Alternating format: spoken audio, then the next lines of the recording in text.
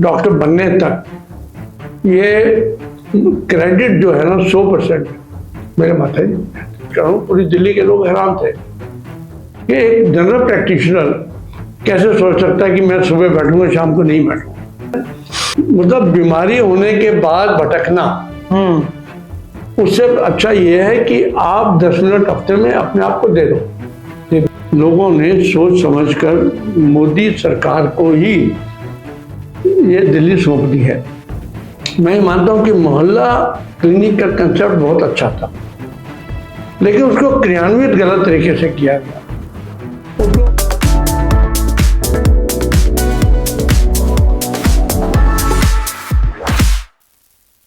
नमस्कार साथियों, मैं हूं आपका दोस्त जयविन सहगल और आप सभी का स्वागत है पॉडकास्ट विद जयविन के खास एपिसोड में। आज मेरे साथ एक ऐसे शख्स मौजूद हैं जो कि पेशे से डॉक्टर हैं, समाज सेवक भी हैं और राजनीति में अपनी खास पहचान भी रखते हैं। डॉक्टर विनोद कुमार मोंगा जी। नमस्कार। डॉक्टर विनोद कुमार मोंगा जी मोंगा नर्सिंग सेंटर के मतलब यानी कि मोंगा मेडिकल सेंटर के डायरेक्टर भी हैं, समाज सेवक भी हैं और बीजेपी के वरिष्ठ नेता भी हैं। आज हम उनसे चर्चा करेंगे दिल्ली की मौजूदा राजनीति के ऊपर, डेंगू और मलेरिया से जुड़ी प्रॉब्लम्स, और उनसे जानेंगे उनकी जिंदगी के कुछ खास किस्से और कहानियां। डॉक्टर मोंगा, आपका बहुत बहुत स्वागत है न्यूज जनहित के स्टूडियो में। डॉक्टर सर, पहला मेरा सवाल आपसे ये है कि ये जो आपकी जो कहानी है ये कहाँ से शुरू हुई? आपको डॉक्टर बनने की और समाज सेवा करने की इंस्पिरेशन कहाँ से मिली? मैं अपनी इंस्पिरेशन की तो बाद में बात करूंगा। हम लोग पाकिस्तान से आए पार्टीशन के टाइम पर, तो जब मैं छोटा ही था तो अम्बाला में रहा करते थे और हमारे घर के साथ में एक डॉक्टर रहते थे। तो हमारी माता जी जो, मैं तो अब इतना कह सकता हूँ कि वो कभी स्कूल नहीं गई, कभी कॉलेज नहीं गई, उनकी पढ़ाई नहीं थी, पाकिस्तान से आए थे। तो उनके दिमाग में आता था कि ये वाला बेटा जो है ना, हम 3 भाई हैं, कि इस बेटे को मैंने डॉक्टर बनाना। तो वहां से उनको प्रेरणा मिली और तब से परिवार के अंदर उन्होंने ही इस भावना को मेरे अंदर, क्योंकि हो सकता है उन्होंने कुछ देखा भी होगा कि भी इसी बेटे को डॉक्टर क्यों बनाना है, व्हाटएवर रीजन, उनको ये लगा कि इसको डॉक्टर बनाना है।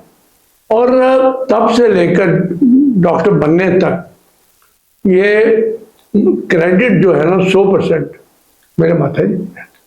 और समाज सेवा करने का? समाज सेवा तो मुझे लगता है इनहेरेंट है, हमारी फैमिली के अंदर भी है, इनहेरेंट है कि किसी का दुख देखना नहीं, किसी की परेशानी के अंदर साथ में शामिल होना और अपनी तरफ से जितने भी लिमिटेड रिसोर्सेज रहे हों उनको समाज को देना, समाज के साथ बांटना, ये हमारा धर्म रहा है और कर्म भी रहा है। आपकी जिंदगी का ऐसा कौन सा किस्सा है या कहानी है जो आपको आज भी याद हो और जिसने आपको मजबूत बनाया हो? मजबूत तो मैंने कहा था कि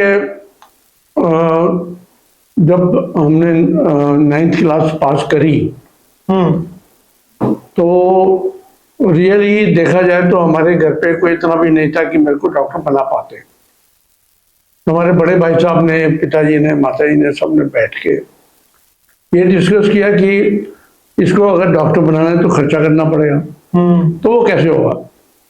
तो उसमें मेरे बड़े भाई साहब, मेरे को याद है वो सीन, उन्होंने कहा नहीं आप इसको बनाओ, विल टेक केयर।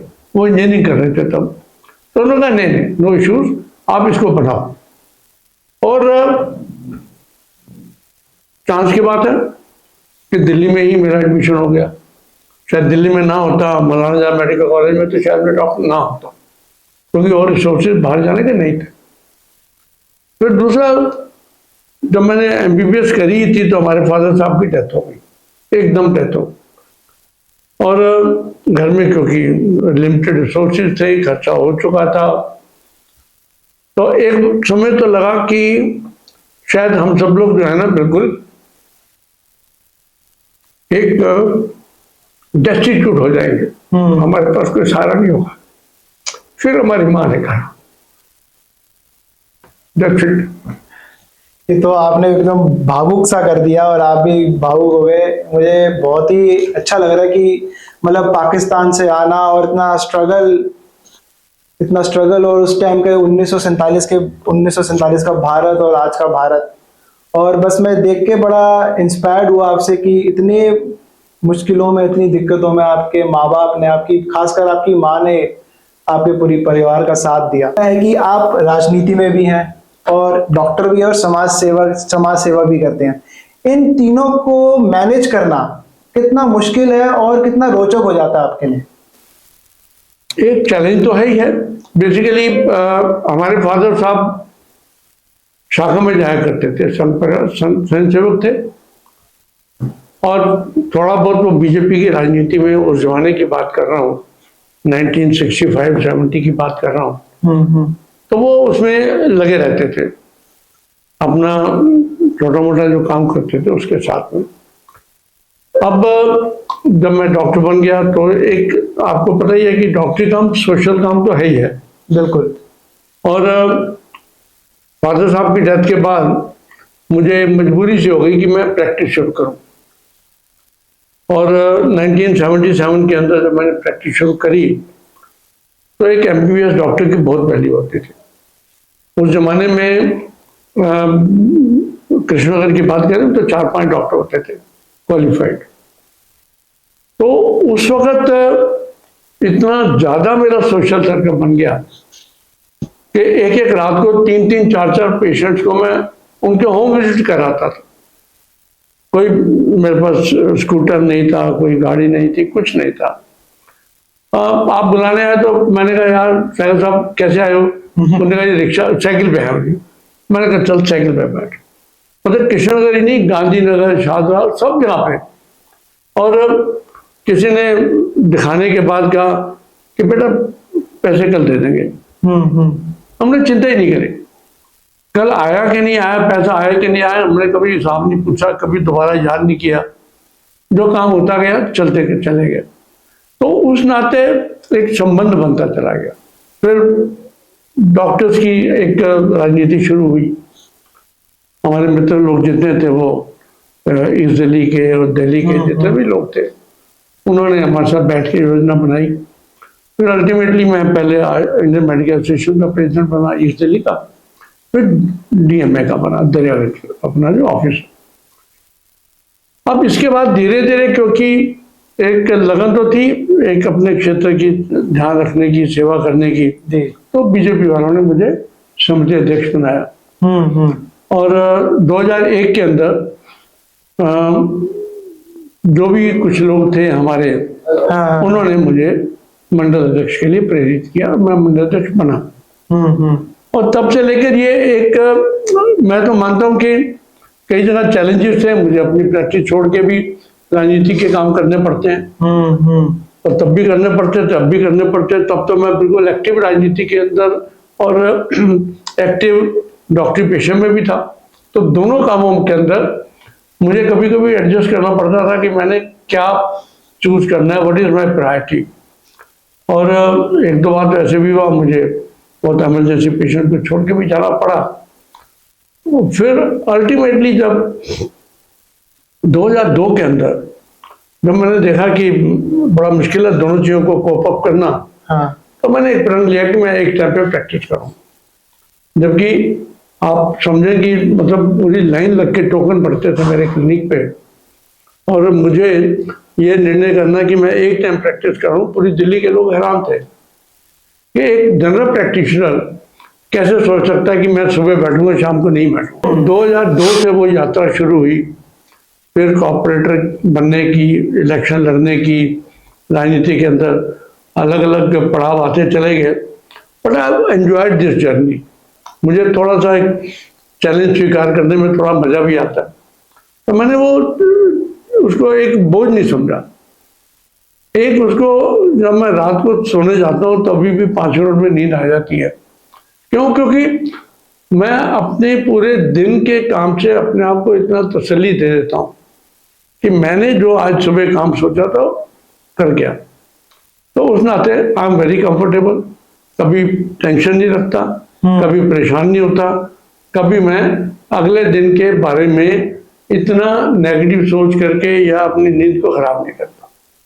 ये बहुत अच्छी आपने बात बताई। और मतलब ये सब देखना कि एक पेशे से एक डॉक्टर और राजनीति में एंट्री करना और सारी चीजों को मैनेज करना कितना मुश्किल हो जाता है। कई लोग तो मतलब या तो कुछ लोग तो ऐसे होते हैं या तो वो राजनीति छोड़ देते हैं या तो वो अपनी प्रैक्टिस छोड़ देते हैं। बहुत लोग देखे मैंने जो इवन मेडिकल पॉलिटिक्स के अंदर होकर भी उन्होंने अपनी प्रैक्टिस का समझो कि बेड़ा गर्क कर दिया, लेकिन मैंने दोनों को एडजस्ट कर पाया।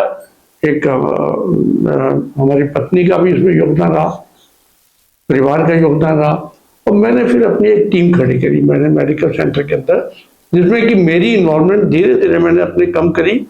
और एक होता है डिसेंट्रलाइज सिस्टम कि ये काम ये करेगा, ये काम ये करेगा, और हमारे कुछ डॉक्टर्स का भी सपोर्ट रहा जिन्होंने कि मेरे को खड़ा किया।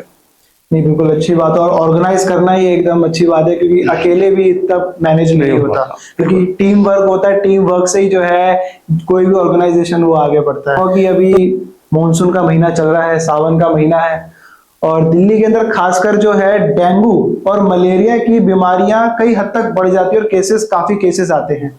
तो इस बीमारी से लड़ने के लिए और इन जैसी चीजों से लड़ने के लिए अब दिल्ली सरकार का हेल्थ स्ट्रक्चर कितना मजबूत है इसको लेकर? देखो, बेसिकली ये जो तीनों बीमारियां हैं, मलेरिया, डेंगू, चिकनगुनिया, ये चलती जा रही है। हर साल एक सरकार एक एक्शन प्लान बनाती है, उसके हिसाब से काम करती है। 1996 में जब पहली बार डेंगू दिल्ली में आया, त्राही त्राही मची हुई थी। आप अंदाजा लगाओ कि 4% डेथ रेट था। अगर डेंगू किसी को हो गया है तो उसके होते थे भी 4% चांस है कि मरेगा। लेकिन आज हमने इतनी तरक्की कर लिया है, इतनी रिसर्च हो गई है, इतनी हम बीमारी को समझ पाए हैं कि वो जो रेशियो है 0.02 पर रह गई है। यानी कि 10,000 केसेस के अंदर भी हमें टेंशन नहीं होती अब, क्योंकि हमारे पास बहुत साधन है, चिकित्सा सुविधाएं हैं। प्लेटलेट कब देना है कब नहीं देना उसका पता है मुझे, कौन कौन सी दवाइयां भी दे सकते हैं उसका भी पता है मुझे। तो ये एक तो मेडिकल साइंस ने तरक्की करी। दूसरा ये कि सरकारें, चाहे दिल्ली सरकार हो या एमसीडी का पब्लिक हेल्थ डिपार्टमेंट हो, ये पूरी मेहनत से, पूरी शिद्दत से काम करता है। लेकिन अड़चन कहाँ आती है कि पब्लिक सपोर्ट नहीं है। पब्लिक जानती है सब कुछ है, लेकिन अपने घर के कूलर चेक करने का उनके पास टाइम नहीं, अपने ओवरहेड वाटर टैंक देखने का उसके पास टाइम नहीं। हम इतना पढ़ाते रहे, इतना सरकार अखबारों में पोस्टर बैनर सब कुछ लगाती है, लेकिन देखा कि हम अपने स्वास्थ्य के प्रति जो है ना बहुत ही आलसी हैं, और ज्ञान होते हुए भी उसको क्रियान्वित नहीं करते। जबकि सबको पता है कि एक मतलब मेरे घर में अगर मच्छर है तो वो 100 मीटर की दूरी तक के घरों के अंदर मार कर सकता है। तो मैं तो जब चेयरमैन था तो सभी मीटिंग्स के अंदर मैं बोलता था कि कुछ नहीं करना, सब अपने अपने घर का ध्यान रखो, अपने घर की सफाई रख लो, पानी की कलेक्शन ना हो, तो किसी प्रकार के पब्लिक हेल्थ डिपार्टमेंट की सरकार की जरूरत ही नहीं। सरकार क्या कर सकती है? आपको पढ़ा सकती है, आपको बता सकती है, बिल्कुल, या डोमेस्टिक ब्रीडिंग चेकर है वो आपके घर पे आके बता सकते हैं, आपका चेक करा सकते हैं। लेकिन आपके अंदर ये भावना पैदा करना कि मेरे को अपना घर अपने आप देखना है जी, या मेरे को अपने परिवार की टेंशन ज्यादा है, ये तो सरकार नहीं कर सकते हो। लेकिन जो दफ्तर है, ऑफिसेज हैं या स्कूल्स हैं, क्योंकि वो नोबडी इज लैंड है, वो किसी का नहीं है, वहां का कोई मालिक नहीं, कोई वो नहीं, वहां पर सबसे ज्यादा मच्छर पनपते हैं और वहीं से लोग बीमारी ज्यादा लेके घर तक पहुंचते हैं। तो हमारे को जब तक एक पार्टनरशिप नहीं होगी पब्लिक और सरकार के बीच में, इस बीमारी से छुटकारा नहीं हो सकता। पर जैसे कि आपने कहा कि पब्लिक बिहेवियर, जो ह्यूमन बिहेवियर है उसको सुधारना जरूरी है, पर हम देखते हैं कि जो आजकल के जो ये लोग हैं, जो हम देखते हैं कि बारिशों के मौसम में और लोग क्या करते हैं कि स्ट्रे डॉग्स को या क्या कहते हैं कबूतरों के लिए बर्तनों में पानी रख देते हैं, उसमें भी बड़ा खतरा आ जाता है क्योंकि वो धोते ही नहीं है काफी हफ्ते हफ्ते महीने महीने और स्मेल आ जाती है। और स्कूल्स वगैरह में जो क्या कहते हैं पानी की जो टंकियां होती हैं और ये सब वो साफ वगैरह नहीं होती। तो और साथ में आपने इसको, मैं आपको रोक रहा हूँ, बहुत ठीक पॉइंट पकड़ा। जहां पानी 7 दिन रुक जाएगा वहां मच्छर पैदा होगा। आपने कबूतर के पानी की बात करी, कबूतर का तो बहुत इंसान आजकल सब जगह सब बात कर रहे हैं। वो हम पानी को, अगर आपको शौक बहुत है ना जी, तो वो जो कटोरा है या जो बर्तन है उसको आप हफ्ते में 1 दिन बिल्कुल पानी पलट दें, उसको साफ करके दोबारा से पानी डालें, तब मच्छर पैदा नहीं होगा। लेकिन हम एक परोपकार करते करते अपने आप को बीमारी में डाल रहे हैं। आप एक घर के आपके पीछे कमरे के अंदर या पीछे खुले के अंदर एक कोल्ड ड्रिंक की उल्टी बोतल पड़ी, बोतल का ढक्कन पड़ा हो ना, ढक्कन का उल्टा, उसके अंदर भी इतना मच्छर पैदा हो सकता है कि पूरे के पूरे मोहल्ले को डेंगू दे सकता है। अब हमारे जनता को, हमारे व्यूअर्स को क्या मैसेज देना चाहते हैं कि प्रिकॉशंस क्या लें इस पर? जहाँ तक ये जो मच्छर जनित बीमारियां हैं जिनको अंग्रेजी में हम वेक्टर बॉर्न डिजीज बोलते हैं, सरकार को अपना काम करने दो, लेकिन अपनी अवेयरनेस, जब तक मुझे जो ज्ञान है उसको यूज नहीं करूंगा। पीछे सरकार ने एक प्रोग्राम बनाया था कि हफ्ते में 1 दिन आप 10 मिनट का समय संडे के संडे दे दो। उस संडे को आप 10 मिनट लगाओ अपने घर के जो कूलर्स हैं, क्योंकि आजकल ज्यादातर इस मौसम में पानी बंद कर देते हैं, बिना पानी के पंखा चलाते हैं, जो रूम कूलर्स हैं उसके अंदर पंखा, अगर पानी पड़ा है तो उसको निकाल दो। निकाल नहीं सकते तो उसके अंदर कई प्रकार की दवाइयां अवेलेबल है, वो डाल दो। और कुछ नहीं मिलता तो मिट्टी का तेल या पेट्रोल डाल दो, 2 चम्मच डालने। उसके बाद एक चक्कर लगा लो अपने घर के ऊपर का, घर के पीछे का, दैट्स इट। और कुछ नहीं करना आपने। और इन दिनों में खासकर मैं बच्चों से कहूंगा कि पेरेंट्स जो हैं अपने बच्चों को जब स्कूल भेजें तो निकर शॉर्ट्स डाल के ना भेजें, पूरी पैंट या सलवार डाली हो और पूरी स्लीव्स, फुल स्लीव्स के कपड़े डाले हो, तो उससे मच्छर के काटने का और भी डर कम हो जाता है। तो एहतियात लीजिए, प्रिकॉशंस हैं। मतलब बीमारी होने के बाद भटकना, उससे अच्छा ये है कि आप 10 मिनट हफ्ते में अपने आप को दे दो। जी बिल्कुल सही। और मुझे याद है कि एक दिवाली के दिन 7-8 साल पहले इतना डेंगू हुआ, सभी दिल्ली के अस्पताल भरे पड़े थे, लोग दिवाली कम मना रहे थे, लोग भटक रहे थे कि मुझे डेंगू के लिए प्लेटलेट मिल जाए, कहाँ से मिलेगा। तो वो स्थिति ना आए, तो ये हम सबकी एक सहभागिता जब तक नहीं होगी तब तक काम नहीं चलेगा। अब आप सभी लोगों ने समझ ही लिया कि प्रिकॉशंस कैसे लेना है, वो डॉक्टर साहब ने आपको समझा ही दिया है। और अब रही उनकी निजी बातें, उनके एक्सपीरियंसेस और डेंगू के बारे में हमने जाना। और अगर इतनी बड़ी शख्सियत आई है और वो राजनीति में इतनी बड़ी पहचान रखती है, तो उनसे राजनीति की बातें ना हो तो नहीं चलेगा। तो सर अब मुझे बताइए कि अब दिल्ली में भाजपा को 27 साल बाद भाजपा की एंट्री हुई और सत्ता में आई, और अब देखने को मिलता है कि दिल्ली की आज की राजनीति में भाजपा और आम आदमी पार्टी के बीच में बहुत बड़ी तकरार दिखती है आमने सामने, जो कि पहले कांग्रेस और बीजेपी के बीच में दिखती थी। पर अब ऐसा नहीं है कि अब कांग्रेस बिल्कुल पीछे होगी, अब दोनों आमने सामने वो कांग्रेस और सॉरी बीजेपी और आम आदमी पार्टी, ऐसा क्यों? नहीं, देखो ये तो राजनीति है। एक सत्तारूढ़ दल होगा, बाकी अपोजिशन के लोग होंगे। और बिल्कुल ठीक है कि 27 साल बाद भारतीय जनता पार्टी पावर में आई, लेकिन लोगों ने एक अच्छा निर्णय दिया। लोगों ने सोच समझकर मोदी सरकार को ही ये दिल्ली सौंप दी है। और जब मोदी जी ने कहा कि दिल्ली को मैं चलाऊंगा, अमित शाह जी ने जब कहा कि मेरी गारंटी है उनकी योजनाओं को दिल्ली में उतारना, क्योंकि आपने देखा कि पिछले 10 सालों से कई स्कीम्स ऐसी थी जो दिल्ली में लागू नहीं हुई राजनीति की वजह से, जबकि लोगों के लिए उपयोगी स्कीम्स हैं। चाहे आयुष्मान भारत की बात करें, या स्किल डेवलपमेंट की बात करें, चाहे लोगों को वोकेशनल एजुकेशन की बात करें, जी।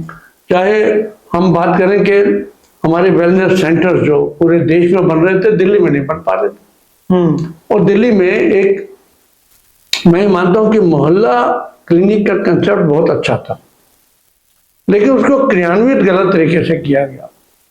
उसको प्रोजेक्ट किया गया जैसे कि पूरा विश्व का सबसे बड़ा प्रोजेक्ट था, लेकिन ऐसा नहीं।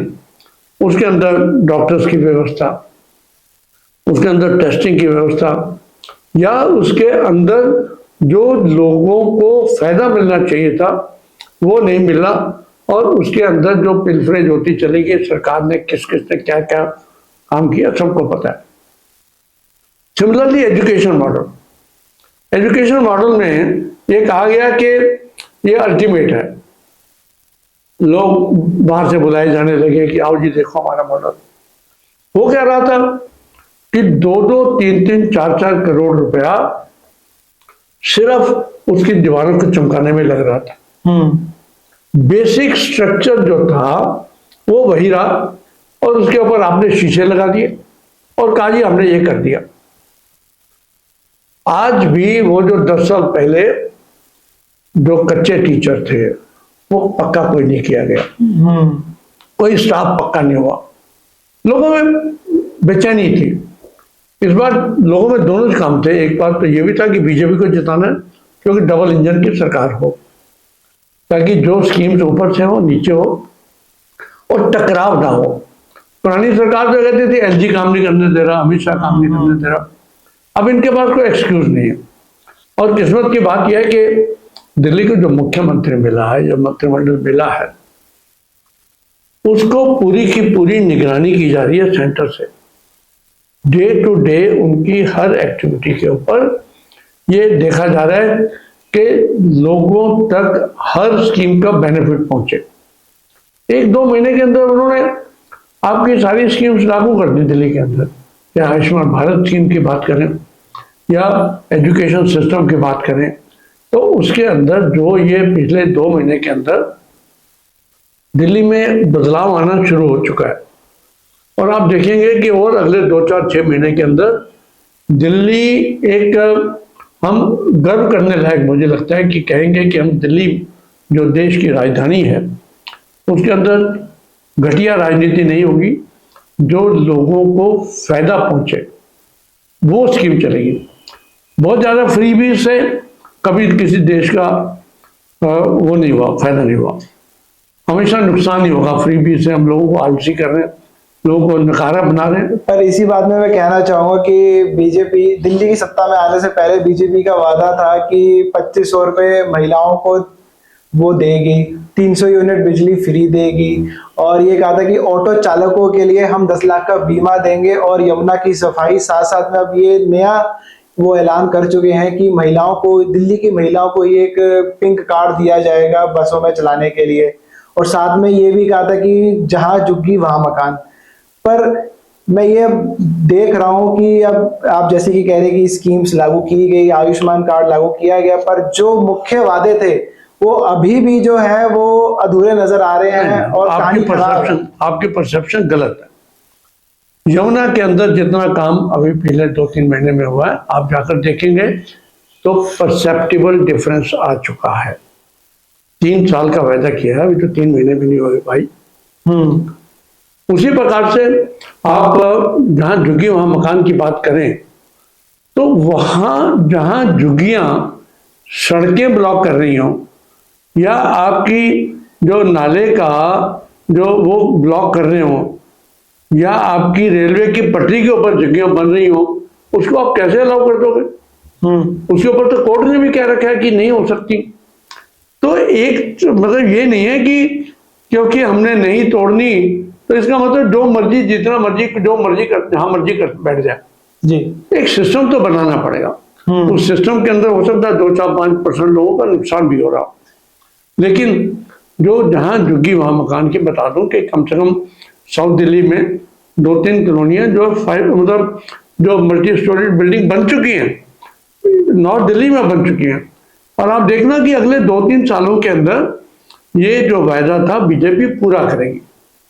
और अब पिंक कार्ड बनने की बात है, वो तो एक टेक्निकल, एक मुझे लगता है कि इशू है कि उसको महिलाओं को बस का पास या बस फ्री कैसे हो, वो एक टेक्निकल इशू हो सकता है। वो भी तो एक फ्री बीज है, मतलब महिलाओं को फ्री में सफर मिलेगा और ये महिलाओं को 2500 देना, तो वो कई जगह पर देखो बीजेपी को भी एक निर्णय लेना पड़ता है कि जहां पर खासकर महिलाओं के क्षेत्र के अंदर ये पार्टी जो है हमेशा से पॉजिटिव रही है जी। हमारा यह मकसद कभी भी वोटों की राजनीति नहीं रहा, लोगों के उत्थान की बात करना, लोगों की तरक्की की बात करना। और अगर मैं मानता हूं कि बस का किराया अगर महिलाओं से नहीं लिया जा रहा, तो एक तरह का उनका इंकरेजमेंट भी तो हो रहा है कि they should go out, they should go and work, उनको वहां जाने में सुविधा मिले और पैसा भी बचे, क्योंकि एक महिला का 1200 रुपये से ज्यादा उसका बस का किराया नहीं होता होगा महीने का, लेकिन उसके लिए वो 1000, 1200, 1500 रुपये भी कभी कभी महीने रखता है। तो एक ये जो स्कीम है इसको तो लागू रहेगा। जहां तक 2500 वाली बात है, उसको भी रेखा गुप्ता जी कह चुकी हैं कि वो that is on the cards. कुछ उसके अंदर प्रोग्रेस भी हुई है, कुछ उसकी अभी प्लानिंग चल रही है, किसको देना है, कैसे देना है, क्या प्रोसीजर रहेगा, बिल्कुल क्या होगा, तो ये सब चीजें चल रही हैं। इट इज सो अर्ली कि हम आज कहने लग पड़े कि ये नहीं हुआ, वो नहीं हुआ, होगा, चिंता मत कीजिए। और जो आज का यूथ है जो राजनीति में आना चाहता है या स्वास्थ्य के क्षेत्र में आना चाहता है, उनके लिए आप क्या मैसेज देना चाहेंगे? ये दो इश्यूज हो गए, स्वास्थ्य और राजनीति दोनों अलग रखेंगे। हाँ। स्वास्थ्य का क्षेत्र तो मैं कहता हूं कि देश का स्वास्थ्य का ढांचा जो WHO की मान्यताओं के हिसाब से अभी हम खरा नहीं उतर पा रहे। हमें जरूरत है क्वालिफाइड डॉक्टर्स की, स्पेशलिस्ट की, सुपर स्पेशलिस्ट। मोदी सरकार के आने के बाद पिछले 11 सालों में देश के मेडिकल कॉलेजेस की संख्या डबल हो गई। एम्स जहां 7-8 होते थे वहां 24 चल रहे हैं। अंडर ग्रेजुएट स्टूडेंट्स की 50-55 हजार की इनटेक था प्रतिवर्ष, वो 1,10,000 हो गया। ऐसे ही पोस्ट ग्रेजुएट्स को जहां 25,000 बच्चे लेते थे वहां 55,000 ले रहे। तो ये एक पॉजिटिव ट्रेंड है। अभी भी मैं कहूंगा कि जो ये एक तरह का प्रोफेशन है अभी भी बहुत ही बढ़िया प्रोफेशन, और आजकल की पीढ़ी को मैं कहना चाहूंगा कि अगर आपके अंदर, मन के अंदर समाज सेवा का भाव भी निहित है तो इसमें जाना चाहिए। हो सकता गर्ल्स के लिए अभी भी बहुत ही एक सम्मानजनक एक प्रोफेशन है, उनको ज्यादा से ज्यादा जाना चाहिए। जहां तक आज की तारीख में राजनीति की बात है, कई लोग हो सकता है इस बात को ना मानते हो कि राजनीति का स्तर जो है डेफिनेटली गिरा है जी। राजनीति में कई तत्व ऐसे आ जाते हैं जो शायद पब्लिक के लिए बहुत अच्छा काम नहीं करते, या उनकी सोच जो है पैसा बनाने की या दूसरे तरह की है। प्रोफेसर पीछे मोदी जी ने पॉलिटिक्स के अंदर आने के लिए युवाओं को बोला भी था, आपने ध्यान दिया हो, मन की बात में भी कह चुके हैं। तो उनका मकसद ये था कि we should have good trainees as politicians, कि हम उनको 20-25 साल की उम्र से ही राजनीति के अंदर प्रेरित करें। We should have honest politicians जो काम करना चाहते हैं, सेवा करना चाहते हैं, एक भाव से आए कि भाई मेरे को अपने क्षेत्र की, अपने समाज की, अपने राष्ट्र की हित के लिए राजनीति में आना है। वो जैसे होता है ना, एक स्वयंसेवक को शुरू से लेकर एक प्रचारक बनाकर एक छोड़ा जाए क्षेत्र के अंदर, तो उनका जो डिविडेंड होगा आज से 10 साल बाद, 5 साल बाद, वो बहुत रिच डिविडेंड जो है हमारे देश को मिलने वाला है। तो प्रधानमंत्री जब भी कोई बात करते हैं एक सोच के साथ करते हैं, वो दूरगामी सोच। उनका यह है कि 2047 तक हमने आत्मनिर्भर या बल्कि एक विश्व का सबसे बड़ा और विश्व गुरु बनना है। तो हमारे को युवाओं को अभी से प्रेरित करना पड़ेगा उनको कहना पड़ेगा कि राजनीति बुरी चीज नहीं है। कुछ लोगों के गलत आ जाने से राजनीति खराब नहीं हो जाती। अगर हम एक सकारात्मक सोच के साथ, एक पॉजिटिविटी के साथ, एक ईमानदारी के साथ अपने अगली पीढ़ी को आज ही उनको एक ट्रेन करें, उसको उनको बताएं और उनको एक पॉलिटिक्स के अंदर जो पॉजिटिव चीजें हैं उनको लेकर आएंगे, तो मुझे लगता है कि बहुत बड़ी सोच है। बहुत ही अच्छी बात कही आपने। और अब क्या कहते हैं कि अब कुछ रैपिड फायर क्वेश्चंस होंगे, उसी के साथ हम इस पॉडकास्ट को जो है एंड करेंगे। तो डॉक्टर साहब, रैपिड फायर में बड़ा कमजोर हूँ भैया इस मामले में। नहीं, मतलब थोड़ा आराम आराम से वो भी चला जाएगा। अच्छा। आपके मतलब आपके लिए सबसे फेवरेट देश के प्रधानमंत्री अब तक कौन से रहे हैं? प्रधानमंत्री मोदी। मोदी जी के अलावा? मोदी के अलावा मैं कई बातों पे अटल जी को भी बहुत मान्यता इस बात की देता हूँ कि उनका व्यवहार रिजिड नहीं था, एडजस्टेबल थे। और इवन कांग्रेस की सरकारों ने भी उनको यूनाइटेड नेशंस के अंदर अगर बात करने के लिए भेजा देश के दूत के नाते, तो एक उनका बहुत बड़ा क्रेडिट ये था कि वो जो राष्ट्र सर्वोपरि की बात करते थे, वो राजनीति, जब पार्लियामेंट में तो राजनीति की बात करते थे जी, लेकिन जब बाहर जाते थे या कहीं पर भी खड़े होते थे, उनके लिए देश सबसे पहले है, वो उन्होंने दिया। और दिल्ली के आपके फेवरेट मुख्यमंत्री रेखा गुप्ता के अलावा? रेखा गुप्ता के अलावा मैं मदनलाल खुराना जी को बहुत तारीफ करता था। बहुत मेहनत करी उस जमाने में, जब दिल्ली के अंदर आप हिसाब लगाइए कि इतनी प्रॉब्लम्स थी। मैं 1993-94 की बात कर रहा हूँ। इतना दिल्ली के अंदर मुश्किलें थी, जब उन्होंने पूरी की पूरी दिल्ली को संभाला। लेकिन जब इलेक्शन आया 1998 के अंदर, तब केवल आलू प्याज के रेट के ऊपर दिल्ली की जो भाजपा सरकार गिरा दी गई थी। तो ये दुर्भाग्य है हमारा कि हमने उस समय के बहुत बड़े एक पॉलिटिशियन, बहुत एक काम करने वाले नेता को हमने खोया, क्योंकि आलू प्याज का रेट हम देखकर वोट डालते हैं। इससे बड़ा दुर्भाग्य नहीं हो सकता। आपके फेवरेट लीडर मेल और फीमेल? मेरे फेवरेट लीडर्स कौन है आपके, मेल्स के अंदर और फीमेल के अंदर? देखो, जहां तक लीडर्स की बात है, मैं नितिन गडकरी जी मेरे बहुत सम्मानित लीडर हैं। उनसे मेरा संपर्क भी बहुत रहा और मैं मानता हूं कि जो एक पारदर्शिता, जो एक ईमानदारी वो राजनीति के अंदर लाए हैं, और उसके साथ साथ काम करने की उनकी क्षमता। जब भी मैं उनका पार्लियामेंट के अंदर भाषण सुनता हूँ, उनको जवानी पूरे देश के एक स्ट्रक्चर का, कहाँ कौन सी सड़क बननी है, कहाँ किसका फायदा होने वाला है, कहाँ हम 6 घंटे का रास्ता 1.5 घंटे में कवर करने वाले, और नए नए उपकरण क्या क्या लगाने चाहिए देश के अंदर ताकि पोल्यूशन कम हो, गाड़ियों की माइलेज बढ़े, टाइम कम लगे और लोगों को ज़्यादा से ज़्यादा सुविधाएं दी जाएं।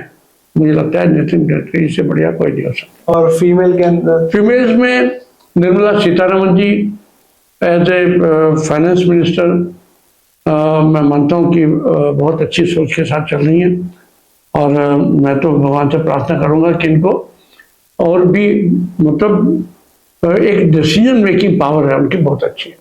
आपका मतलब फेवरेट डिश क्या है खाने में? सबसे ज्यादा क्या पसंद करते हैं? कढ़ी चावल। कढ़ी चावल। और कढ़ी चावल के अलावा और कुछ पसंद है, वही अच्छा आपको लगता है जो आपको मतलब कंफर्टेबल, कंफर्ट जोन में ले जाता हो? कंफर्ट जोन में कढ़ी चावल होता है। बाकी अब तो हम पंजाबी लोग हैं, साग और मक्की की रोटी का बड़ा फेवरेट है हम लोग। और ऐसी कौन सी टूरिस्ट प्लेस है वर्ल्ड के अंदर या इंडिया के अंदर जहां आपको जाना बहुत ही पसंद है और आप वहां जाते रहते हैं या कभी प्लान कर रहे हैं वहां जाने का? नहीं, देखो, बेसिकली मैं तो घूमने फिरने का बड़ा शौकीन हूँ पिछले करीब 15 सालों से। हाँ। और क्योंकि बिटिया हमारी यूएस में है, हाँ। तो साल में 1 आध बार वहां भी जाना होता है। लेकिन मैं लास्ट 2 महीने पहले नॉर्वे गया। अल्टीमेट चीज है, आपको लगता है कि आप ऐसी जगह पर आ गए जहाँ पर हर चीज अवेलेबल है। वो बात हो रहा है कि जनसंख्या कम होती है तो रिसोर्सेज उनके ज्यादा होते हैं, तो पर कैपिटा रिसोर्सेज बढ़ जाते हैं। But otherwise a very good place. अगर मौका मिला तो मैं दोबारा भी वहाँ जाना चाहूँगा। तो बहुत बहुत धन्यवाद डॉक्टर वीके मोंगा जी हमसे बात करने के लिए, और जिस तरह से आपने जो है अपनी विचार को हमारे व्यूअर्स के सामने जिस सच्चाई से रखा, उसको देख के तो मैं काफी इंस्पायर हुआ, और मैं आशा करता हूँ कि हमारे व्यूअर्स भी जो है काफी इंस्पायर्ड हुए होंगे। और ये सिर्फ जो बात राजनीति तक सीमित नहीं रही, डॉक्टर वीके मोंगा की निजी जिंदगी, उनकी एक्सपीरियंस और उनकी राजनीति से जुड़े किस्सों के साथ ये पूरा का पूरा पॉडकास्ट जो था ये पूरा चला। और मैं अपने व्यूअर्स का भी बहुत बहुत धन्यवाद देता हूं, और उन्होंने हमारा बिल्कुल साथ दिया। और मैं जयविन सहगल मिलता हूं आपसे पॉडकास्ट विद जयविन के एक नए पॉडकास्ट के साथ, और आप देखते रहे न्यूज़ जनहित। जय हिंद।